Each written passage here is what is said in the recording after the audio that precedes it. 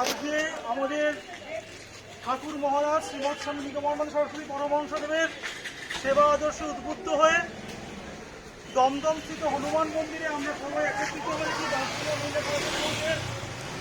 ব্যবস্থাপনায় এবং যুব সংঘে, কলকাতা জেলা যুব সংঘের সহযোগিতায় আমরা এখানে একটি সেবা কাজে ব্রতী হয়েছি। ঠাকুর মহারাজের সে সেবকখানে জীবসেবা, সেই আদর্শকে বাস্তবে রূপ দিতে ঠাকুর মহারাজ বলেছেন একমাত্র সেবা সহায় চিত্তশুদ্ধি। সেই চিত্তশুদ্ধির প্রথম সোপান এই সেবা কাজ। এই সেবা কাজে আমরা উপস্থিত হতে পেরে আমরা নিজেদেরকে ধন্য বলে মনে করছি।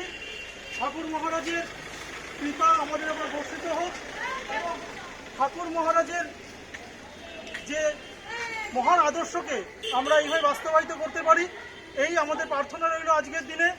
এবং আজকে যার জন্মদিন উপলক্ষে আমাদের এই সেবা কাজটি অনুষ্ঠিত হচ্ছে, আমাদের গুরুভগ্নী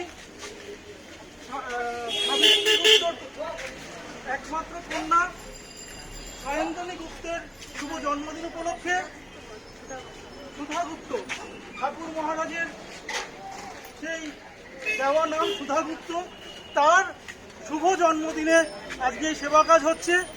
ঠাকুর মহারাজের রাতুল চরণে তার উত্তরোত্তর শ্রীবৃদ্ধি এবং ঠাকুরময় জীবন প্রার্থনা করি। সে সুস্থ থাকুক, ভালো থাকুক, ঠাকুরের চরণে এই প্রার্থনা।